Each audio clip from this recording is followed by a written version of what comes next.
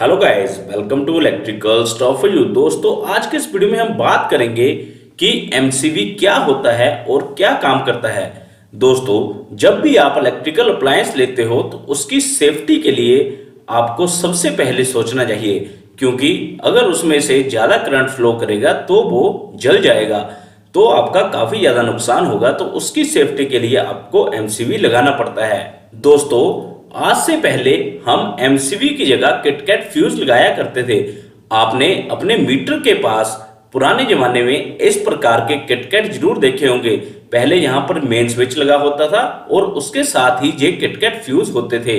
अब जब हम इस फ्यूज को ओपन करते हैं तो इस प्रकार के एक हमारे पास मेल कंटेक्ट आ जाते हैं और जो हमारे पास फीमेल कंटेक्ट आते हैं। अब दोस्तों, इस वाली जगह पर एक पतली सी तार लगाई जाती है जिसे हम फ्यूज वायर कहते हैं। अब होता क्या था कि मान लीजिए आपके घर पर किसी भी कारण कोई फॉल्ट आ गया जिसके कारण ज्यादा करंट फ्लो करेगा, तो उस केस में जो आपकी तार है ये ब्रेक हो जाएगी। ठीक है, अब जैसे ये ब्रेक होगी तो ये करंट फ्लो होना बंद हो जाएगा और आपके जो भी अप्लायंसेस है वो बच जाएंगे, वो जलेंगे नहीं, क्योंकि करंट की सप्लाई कट चुकी है। तो इस प्रकार से फ्यूज वायर काम करती थी। बट दोस्तों, इसमें दिक्कत क्या थी? इसमें दिक्कत ये थी कि जब हमारा फ्यूज जल जाता था तो उस केस में अब इसको रिप्लेस करने के लिए आपको बार बार ये किटकैट फ्यूज का जो मेल कंटेक्ट है इसे निकालना पड़ेगा और जहां पर तार को लगाना पड़ेगा, जो कि इतना इजी काम नहीं था और हर बंदा नहीं कर पाता था क्योंकि शॉक से डर लगता है। ठीक है, तो दोस्तों इसकी रिप्लेसमेंट आई फिर हमारे पास एमसीबी। ठीक है, अब एमसीबी को आपको कभी भी रिप्लेस नहीं करना पड़ता। जब भी ये ट्रिप करता है तो सिंपल आपको इस नोब को ऊपर उठा देना है, जिससे ये फिर से ऑन हो जाएगा। ठीक है, ये सेम ही काम करता है जो हमारा फ्यूज वायर करती थी। तो समय के साथ हुआ क्या कि किटकैट फ्यूज को मना कर दिया गया और हम यूज करने लग पड़े एमसीबी। ठीक है, अब दोस्तों सबसे पहले हम देखेंगे कि एमसीबी के अंदर होता क्या क्या है। तो दोस्तों, जब आप एमसीबी को ओपन करोगे तो सबसे ऊपर आपको मिलेगा आउटगोइंग टर्मिनल। अब यहां पर हम वो वायर्स को कनेक्ट करते हैं जो हमारी लोड की ओर जाएंगी। ठीक है, मतलब कोई भी हमें पंखा चलाना है, मोटर चलानी है, तो हम उसकी वायर यहां पर कनेक्ट करेंगे। ठीक है, इसके नीचे दोस्तों एक बाई मेटेलिक कैरियर है और इसके नीचे एक बाई मेटल स्ट्रिप है। ठीक है, अब दोस्तों जो बाई मेटल स्ट्रिप है ये ओवरलोड प्रोटेक्शन के लिए यूज की जाती है, मैं आपको आगे बताता हूं। इसके नीचे आपको ये लैच दिख रहा है और उसके नीचे ये एक सोलेनाइड है। अब जो सोलेनाइड है ये शॉर्ट सर्किट प्रोटेक्शन के लिए हम यूज करते हैं। अब ऐसे ही इस साइड पर आपको आर्क होल्डर मिलेगा। अब दोस्तों इसका काम क्या होता है कि जब आपका फॉल्ट आएगा तो जब हम एकदम से एमसीबी ट्रिप करेगा तो यहां पर बहुत ज्यादा आग निकलेगी, आर्क निकलेगी। ठीक है, तो उसे सप्रेस करने के लिए हम इस वाले डिवाइस का यूज करते हैं। अब ऐसे ही इस साइड पे जो नोब है इससे आप एमसीबी को ऑन ऑफ कर सकते हो। ठीक है, अब ऐसे ही अगर आप नीचे देखोगे तो ये इनकमिंग टर्मिनल है, यहां पर हम इनकमिंग सप्लाई फेस की कनेक्ट करते हैं। ठीक है, तो ये लगभग चीजें होती हैं जो कि एमसीबी के अंदर आपको देखने को मिलेंगी। अब दोस्तों बात करते हैं कि एमसीबी काम क्या करता है। तो दोस्तों सबसे पहले एमसीबी करता है ओवरलोड प्रोटेक्शन। ठीक है, अब दोस्तों आपने कोई भी एमसीबी देखा होगा तो उसके ऊपर ऐसे लिखा होता है C40 या C25। अब ये इसका मतलब क्या है? अब दोस्तों C40 का मतलब है कि जो हमारा एमसीबी है जिसमें से मैक्सिमम करंट जो फ्लो कर सकता है वो 40 एम्पेयर तक फ्लो कर सकता है। ठीक है, अब ओवरलोड कंडीशन में होगा क्या कि मान लीजिए कोई भी आपकी मोटर ही मान लीजिए वो ज्यादा करंट फ्लो करवाने लग पड़े, वो ज्यादा करंट लेने लग पड़े।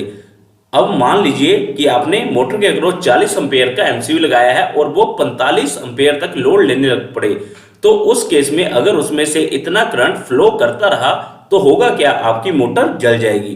तो उसके लिए अब हम 40 एम्पेयर का एमसीबी लगाएंगे, तो जैसे ही मोटर का करंट 40 एम्पेयर से 42 एम्पेयर भी हुआ तो उस केस में आपका जो एमसीबी है वो ट्रिप कर जाएगा और आपकी मोटर जलने से बच जाएगी। ठीक है, तो 40 एम्पेयर का मतलब है कि ये मैक्सिमम 40 एम्पेयर तक करंट अपने में से फ्लो करने देगी। जैसे ही इससे ज्यादा करंट फ्लो करेगा आपकी एमसीबी ट्रिप कर जाएगी। अब ये काम कैसे करती है इसके बारे में बात करते हैं। अब दोस्तों जैसे आप देख सकते हो यहां पर एक डायग्राम है, ठीक है। अब ये एमसीबी के अंदर का डायग्राम है।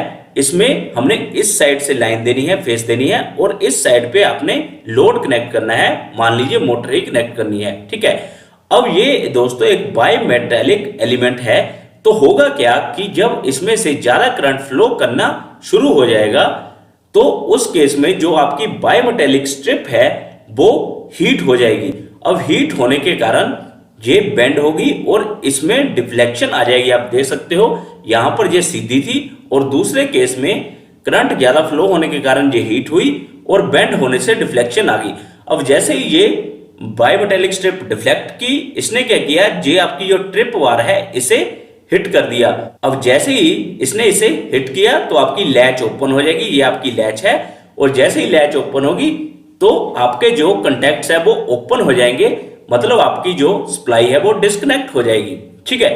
तो जैसे ही सप्लाई डिस्कनेक्ट होगी तो आपका जो भी डिवाइस है कनेक्टेड वो जलने से बच जाएगा, ठीक है दोस्तों। तो इस प्रकार से ओवरलोड प्रोटेक्शन के केस में एमसीबी काम करता है। अब इसके बाद आपको ऐसा नहीं करना है कि आपको एमसीबी पूरा रिप्लेस करना है। आपको सिंपल क्या करना है, इस नॉब को फिर से ऊपर को उठा देना है और आपका जो सप्लाई है वो फिर से चल पड़ेगी, ठीक है। इस प्रकार से आप सिंपली बड़ी आसानी से एमसीबी को ऑन ऑफ और ट्रिप होने के बाद फिर से ऑन कर सकते हो। अब दोस्तों बात आती है शॉर्ट सर्किट प्रोटेक्शन की। अब दोस्तों इसके अलावा जो हमारा एमसीबी है वो शॉर्ट सर्किट में भी प्रोटेक्शन प्रोवाइड करता है। अब शॉर्ट सर्किट होता क्या है कि मान लीजिए आपकी फेस और न्यूट्रल आपस में शॉर्ट हो जाती है, ठीक है। किसी भी कारण चाहे तारों में दिक्कत आ जाए वो शॉर्ट हो जाती है, तो उससे होगा क्या कि एकदम से आपका suddenly large amount of current flow करना शुरू हो जाएगा, ठीक है। अब जब दोस्तों लार्ज अमाउंट ऑफ करंट जहां से फ्लो करना शुरू हो जाएगा तो उस केस में होगा क्या कि आपकी जो सोलेनॉइड है उसके अंदर जो आपका प्लंजर लगा है वो इलेक्ट्रोमैकेनिकली यहां से डिस्प्लेस हो जाएगा। अब जैसे ये डिस्प्लेस होगा तो ये इस वाले ट्रिप वार को हिट करेगा। अब जैसे ये इसको हिट करेगा तो आपके जो कंटैक्ट्स है वो ओपन हो जाएंगे और आपकी सप्लाई कट जाएगी, ठीक है। तो शॉर्ट सर्किट के केस में जो आपका सोलेनॉइड है वो प्रोटेक्शन देने में साथ देता है। तो इस प्रकार से एमसीबी आपका शॉर्ट सर्किट प्रोटेक्शन को प्रोवाइड करता है, ठीक है। अब इसके बाद फिर से आपको नॉब को उठाना है और अपनी सप्लाई को ऑन कर लेना है, ठीक है। तो दोस्तों इस प्रकार से जो आपका एमसीबी है जिसे आप मिनिएचर सर्किट ब्रेकर भी बोलते हो वो शॉर्ट सर्किट प्रोटेक्शन और ओवरलोड प्रोटेक्शन में काम देता है। दोस्तों वीडियो यूजफुल लगा हो तो लाइक और शेयर जरूर करें और ऐसी और वीडियोस के लिए चैनल को सब्सक्राइब जरूर कर लें। Thank you guys.